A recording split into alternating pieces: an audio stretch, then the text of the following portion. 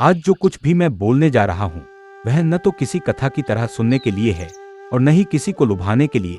ये ज्ञान उस व्यक्ति के लिए है जो सच में साधना शब्द का अर्थ समझना चाहता है, क्योंकि साधना कोई प्रयोग नहीं है, कोई खेल नहीं है और न ही इच्छाओं की पूर्ति का साधन है। साधना वह मार्ग है जहाँ व्यक्ति स्वयं से टकराता है और जो स्वयं से हार गया वह किसी अप्सरा शब्द को आज जिस तरह से प्रस्तुत किया जा रहा है वह शास्त्रों के साथ सबसे बड़ा अन्याय है। लोगों को ऐसा बताया गया है कि अप्सरा कोई स्वर्ग से उतरने वाली सुंदर स्त्री है जो साधक की इच्छाएं पूरी करती है। यही सबसे खतरनाक झूठ है, क्योंकि जहां यह झूठ गया वहीं से साधक का पतन शुरू हो गया। शास्त्र स्पष्ट कहते हैं कि अप्सरा कोई देह नहीं है, देह नाशवान है और जो नाशवान है वह साधना का फल नहीं हो सकता। अप्सरा एक चेतन अवस्था है, एक ऐसी आंतरिक शक्ति है जो साधक के भीतर तब जागती है जब वह अपनी इंद्रियों पर नियंत्रण कर लेता है, जब मन की चंचलता समाप्त होती है, जब वासना का प्रभाव कम होता है, जब विचार शुद्ध होते हैं, तब जो आनंद उत्पन्न होता है वही आज का मनुष्य बाहर खोज रहा है, जबकि साधना भीतर की यात्रा है। यही कारण है कि लोग गलत दिशा में भटक रहे हैं। वे सोचते हैं कि कोई शक्ति बाहर से आएगी और उनका जीवन बदल देगी, लेकिन शास्त्र कहते हैं कि जो बाहर से आए वह स्थायी नहीं होता, स्थायी वही है जो भीतर से जागे। आचार्य साधना जी बार बार चेतावनी देते हैं कि साधना में भावना सबसे महत्वपूर्ण है। मंत्र केवल एक साधन है। यदि भावना अशुद्ध है तो मंत्र भी निष्फल हो जाता है, और यदि भावना शुद्ध है तो बिना मंत्र के भी साधना फल देने लगती है। यही कारण है कि अप्सरा साधना में भावना की शुद्धता पर इतना जोर दिया गया है। अब यह समझना बहुत आवश्यक है कि लोग अप्सरा को स्त्री क्यों समझ लेते हैं। इसका कारण है मन की आदत। मन जहां भी सौंदर्य देखता है उसे भोग से जोड़ देता है, लेकिन शास्त्रों में सौंदर्य का अर्थ भोग नहीं बल्कि संतुलन है। जब जीवन संतुलित होता है तब सौंदर्य प्रकट होता है, वही सौंदर्य अप्सरा कहलाता है। पुराणों में जब इंद्रस्भा का वर्णन आता है और वहां अप्सराओं की चर्चा होती है तो लोग उसे भौतिक दृष्टि से समझ लेते हैं, जबकि इंद्र का अर्थ इंद्रियां हैं और सभा का अर्थ चेतना का केंद्र। जब इंद्रियां साधक के नियंत्रण में आ जाती हैं तब चेतना के केंद्र में जो आनंद उत्पन्न होता है वही अप्सरा है। यह एक प्रतीक है, न कि देहधारी स्त्री। जो व्यक्ति इस प्रतीक को नहीं समझता वह साधना के रहस्य को कभी नहीं समझ सकता। वह केवल कल्पनाओं में जीता है और कल्पनाएं साधना नहीं होती। कल्पनाएं मन को और अशांत करती हैं। अब प्रश्न उठता है कि अप्सरा साधना का उद्देश्य क्या है। इसका उद्देश्य किसी को वश में करना नहीं है, इसका उद्देश्य आकर्षण पैदा करना है। लेकिन वह आकर्षण बाहरी नहीं, आंतरिक होता है। जब व्यक्ति भीतर से स्थिर होता है तो लोग स्वयं उसकी ओर आकर्षित होते हैं, उसे कुछ करने की आवश्यकता नहीं पड़ती। अप्सरा साधना का प्रभाव सबसे पहले साधक की वाणी पर पड़ता है। उसकी बातों में वजन आने लगता है, फिर उसका व्यक्तित्व बदलता है। उसके चेहरे पर अलग प्रकार की शांति और तेज दिखाई देने लगता है। यह सब बिना किसी दिखावे के होता है। यही वास्तविक साधना का लक्षण है। जो व्यक्ति जल्दी परिणाम चाहता है उसके लिए यह मार्ग नहीं है। साधना में धैर्य सबसे बड़ी परीक्षा है। जो धैर्य नहीं रख सकता वह किसी भी साधना का अधिकारी नहीं है। आचार्य साधना जी कहते हैं कि साधना में सबसे पहले समय साधक की परीक्षा लेता है। अब यह भी जान लेना आवश्यक है कि हर व्यक्ति इस साधना के योग्य नहीं होता। जो व्यक्ति नशे में डूबा है, जो व्यक्ति वासना में लिप्त है, जो व्यक्ति क्रोध और अहंकार से भरा है, उसके लिए अप्सरा साधना नहीं बल्कि आत्मविनाश का कारण बन सकती है। क्योंकि साधना जो भी है वह आपके भीतर की चीजों को कई गुना बढ़ा देती है। यदि भीतर विकार हैं तो वे और बढ़ेंगे। बहुत से लोग साधना के दौरान अनुभव की बात करते हैं। कोई प्रकाश देखने की बात करता है, कोई आकृति देखने की बात करता है। शास्त्र कहते हैं कि अनुभव में मत उलझो, अनुभव मार्ग के संकेत होते हैं, मंजिल नहीं। जो अनुभव में फंस गया वह आगे नहीं बढ़ पाता।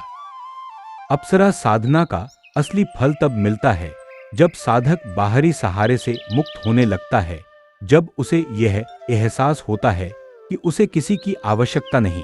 तब समझना चाहिए कि साधना सही दिशा में जा रही है। निर्भरता समाप्त होना ही शक्ति की शुरुआत है। अब तक जो बताया गया वह केवल आधार है, यह नींव है क्योंकि बिना नींव के अगर कोई साधना की प्रक्रिया में गया तो वह टूट सकता है।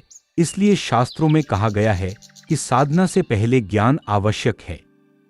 जो लोग अप्सरा साधना को चमत्कार समझते हैं वे सबसे अधिक धोखा खाते हैं। साधना का चमत्कार यह है कि साधक स्वयं बदल जाता है, बाहर कुछ बदलना साधना का लक्ष्य नहीं है। यदि तुम यह वीडियो यहाँ तक सुन रहे हो और तुम्हारा मन अभी भी शांत है तो समझो कि यह ज्ञान तुम्हारे लिए है। लेकिन यदि मन में अभी भी इच्छाएं और कल्पनाएं घूम रही हैं तो तुम्हें अभी और रुकना चाहिए। तक तुम यह समझ चुके हो कि अप्सरा कोई देव नहीं है, कोई स्त्री नहीं है और कोई बाहरी शक्ति नहीं है। अब प्रश्न आता है कि हर व्यक्ति यह साधना क्यों नहीं कर सकता और क्यों शास्त्रों में बार बार चेतावनी दी गई है। इसका कारण बहुत गहरा है। साधना वह प्रक्रिया है जो व्यक्ति के भीतर जो भी छुपा है उसे बाहर ले आती है। साधना अच्छाई को भी बढ़ाती है और बुराई को भी। यही कारण जो व्यक्ति भीतर से असंतुलित है, जो व्यक्ति वासना, क्रोध, लालच और अहंकार से भरा है, उसके लिए कोई भी उच्च साधना खतरनाक हो सकती है। अप्सरा साधना भी अपवाद नहीं है। आचार्य साधना जी कहते हैं कि साधना से पहले साधक को स्वयं का परीक्षण करना चाहिए। क्या उसका मन संयम में है? क्या उसकी दिनचर्या शुद्ध है? क्या वह धैर्य रख सकता है? क्या वह गुरु वचन का पालन? बहुत से लोग पूछते हैं कि क्या ब्रह्मचर्य आवश्यक है? इसका उत्तर शास्त्रों में बहुत स्पष्ट है। अप्सरा साधना में देर नहीं, ऊर्जा का संतुलन आवश्यक है। जहां ऊर्जा बिखरी हुई है वहां कोई भी सूक्ष्म शक्ति स्थिर नहीं हो सकती। इसलिए संयम आवश्यक है, दिखावे के लिए नहीं बल्कि ऊर्जा को भीतर संचित करने के लिए। यह संयम केवल शरीर का नहीं, विचारों का भी होता है। जो व्यक्ति केवल शरीर को रोक ले और मन में कल्पनाएं चलती रहें, वह साधना नहीं कर रहा, वह स्वयं को धोखा दे रहा है। साधना तब शुरू होती है जब विचार भी शुद्ध होने लगते हैं। यही सबसे कठिन चरण है। अधिकांश लोग यहीं हार जाते हैं। अब ये भी समझ लो कि साधना में भय क्यों आता है। भय इसलिए आता है क्योंकि साधना मन को उसके पुराने संस्कारों से अलग करती है। मन जब अपनी पकड़ ढीली होते देखता है तो वह भय उत्पन्न करता है। डर, भ्रम, बेचैनी, ये सब साधना में आने वाली बाधाएं हैं। लेकिन इन्हें लक्ष्य समझ लेना सबसे बड़ी भूल है। जो साधक इनसे घबरा जाता है वह मार्ग से हट जाता है। आचार्य साधना जी कहते हैं कि साधना में गुरु का महत्व इसलिए है क्योंकि अकेला साधक अपने अनुभव को समझ नहीं पाता। वह हर अनुभव को चमत्कार मान लेता है या हर कठिनाई को खतरा। गुरु मार्गदर्शन देता है कि कहाँ रुकना है और कहाँ आगे बढ़ना है। बिना मार्गदर्शन के साधना करना ऐसा है जैसे बिना नक्शे के अंधे जंगल में चलना। अब आते हैं साधना की वास्तविक प्रक्रिया की भावना पर। यहाँ किसी गुप्त या प्रतिबंधित मंत्र की बात नहीं है क्योंकि मंत्र से अधिक महत्वपूर्ण साधक की अवस्था है। अप्सरा साधना में साधक ध्यान के माध्यम से अपने मन को एक बिंदु पर स्थिर करता है।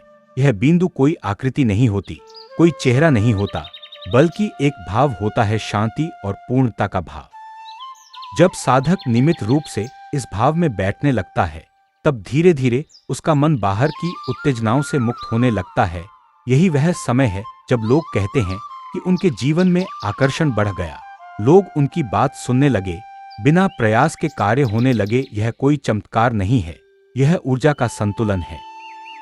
बहुत से लोग पूछते हैं कि क्या साधना में कोई दृश्य अनुभव होगा? शास्त्रों का उत्तर स्पष्ट है, जो दिखाई दे उस पर मत रुको। दृश्य मन के खेल हो सकते हैं। अप्सरा साधना का वास्तविक अनुभव दृश्य नहीं, अनुभूति है। एक ऐसी अनुभूति जहां व्यक्ति भीतर से पूर्ण महसूस करने लगता है। जैसे जैसे साधना गहरी होती है, साधक की निर्भरता कम होती जाती है। उसे बाहरी प्रशंसा की आवश्यकता नहीं रहती, बाहरी सहारे की आवश्यकता नहीं रहती। यही अप्सरा साधना की सबसे बड़ी पहचान है। जो साधना आपको किसी पर निर्भर बना दे वह साधना नहीं है। अब साधना का अंतिम फल समझ लो। अप्सरा साधना का फल ये नहीं है कि जीवन में सब कुछ आसान हो जाए। इसका फल यह है कि कठिनाइयां होते हुए भी मन शांत रहता है। परिस्थितियां बदलें या न बदलें, साधक का संतुलन नहीं बिगड़ता। यही वास्तविक शक्ति है। जब साधक इस अवस्था में पहुंचता है तब उसके व्यक्तित्व में एक स्वाभाविक आकर्षण आ जाता है। लोग उसकी ओर खींचते हैं, लेकिन साधक स्वयं किसी को खींचने का प्रयास नहीं करता। यही कारण है कि शास्त्रों में कहा गया है कि शक्ति का सबसे बड़ा लक्षण है सहजता। यदि तुम यहां तक सुनने के बाद भी अप्सरा को किसी स्त्री के रूप में देख रहे हो तो यह ज्ञान तुम्हारे लिए नहीं है, लेकिन यदि अब तुम्हें यह स्पष्ट हो गया है कि अप्सरा एक अवस्था है, एक चेतना है, एक आंतरिक सौंदर्य है, तो समझ लो कि तुम्हारी समझ का द्वार खुल चुका है। आचार्य साधना जी अंत में यही कहते हैं कि साधना का मार्ग वही चुन सकता है जो स्वयं से ईमानदार हो। जो व्यक्ति स्वयं को धोखा देता है वह किसी भी शक्ति को प्राप्त नहीं कर सकता। अप्सरा साधना बाहर से कुछ पाने की प्रक्रिया नहीं है, यह भीतर से सब कुछ पाने की प्रक्रिया है। यही इसका सत्य है, यही इसका रहस्य है और यही इसकी मर्यादा है। जो इस मर्यादा को समझ लेता है वही साधना के वास्तविक फल का अधिकारी बनता है।